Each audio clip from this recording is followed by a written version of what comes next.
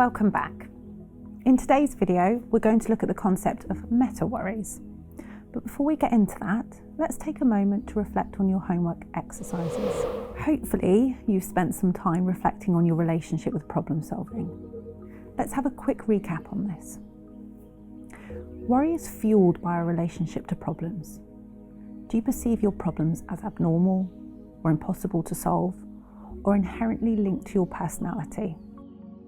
If you change your relationship to life's problems, you can often significantly reduce your worry. So how did you get on writing your list of problems? Have a look at this now. What opportunities arose this week out of any problems you had? Think of our threat to opportunity scale. Are you able to move up the scale from threat to opportunity? And finally, how did you get on working with your problem-solving steps? Take a moment to reflect on this now. If you didn't do this, you might want to pause here and work through this before continuing today. In today's session, we're going to look at meta-worries. What do I mean by this? Meta-worries are your beliefs about your thoughts. It's what you believe your thoughts mean. It's a thought about a thought, or in this case, it's a thought or belief about your worries. So what do you believe about worry? Well, research shows us that most people who are high worriers believe that worrying is more useful than people who rarely worry. For me, this is one of the most common barriers for my clients. On one hand, you're here to overcome your worry, and on the other hand, you believe that your worry is useful or it protects you and your loved ones. So let's dig into this a little bit more. Although most of us will agree worry feels like a negative process, often clients believe that their worry somehow serves a purpose for them. It makes them more prepared, it makes them more organised, that it prepares them for the worst case scenario, or perhaps it's a positive quality. Worry shows that you care, perhaps.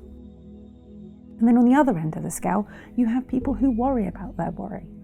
They hold the belief that worry is making them crazy, or it's making them ill, for example. Let's have a look at these examples in more depth. On screen, you'll see examples, and I want you to pause at each one and consider whether this is something you believe. And if so, how much do you believe it on a scale of 0 to 100? 100% meaning it's a fact, 0 meaning that you don't believe it at all.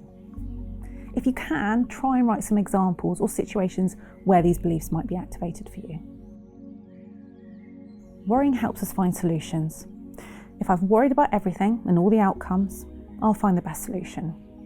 So do you believe that your worry actually helps you solve problems, helps you find better solutions, increases your vigilance, or makes you more prepared, and maybe even contributes to a more well thought out or efficient reaction, or it might help you prevent or avoid problems? But let me ask you this, if I waved a magic wand and took away your worry, would you still be able to problem solve? Would you still find solutions? Can you think of anyone in your life that can solve a problem without worrying about it first? The next one is worry motivates me to get things done. Do you believe that your worry motivates you?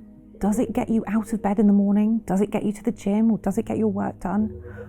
Or are you motivating yourself through fear, which sometimes leads to overdoing it or not doing it at all? Motivating ourselves through fear is not sustainable. It leads to burnout. Motivating ourselves through compassion and positive reinforcement, now that's much more sustainable. Worry protects me from experiencing shock or disappointment when the bad thing happens. This one tends to be a big one. Do you believe that if you worry about your health, you'll be more prepared if the doctor ever diagnoses you with something terrible? Or if you worry about a car crash, will you ever feel less shocked if it were to happen? The answer is no. That shock and disappointment will still be there, but it will also be fueled by the regret of wasting so much time worrying about it. Worrying is like magic.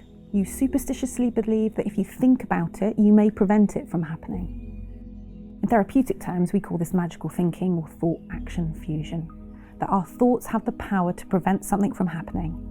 If I worry about my family getting ill, they won't get ill. What does that lead you to do? Do you have any superstitions or compulsions? Touching wood is a good example of this. So for those who may not know that expression, touching wood refers to when we superstitiously believe that touching wood may prevent a bad thing from happening. For example, touch wood, it doesn't rain. But this can be exacerbated. Maybe we do compulsions or rituals, or maybe we say our worries out loud to our loved ones in the hope that we prevent the bad things from happening. And finally, worry shows that you care. I worry about my kids because I love them and care about them. I worry about my job because I care about my work. But how else do you show that you care? What other things do you do to show that you're a caring person that doesn't involve worrying? So why is this important? Well, you've likely accessed this therapy to overcome your worry, but suddenly there's a brick wall in front of us, and on the other side is your life where worry isn't a huge feature. And that brick wall is made up of your beliefs you hold that worry somehow protects you and your loved ones, motivates you, or shows that you're a caring person.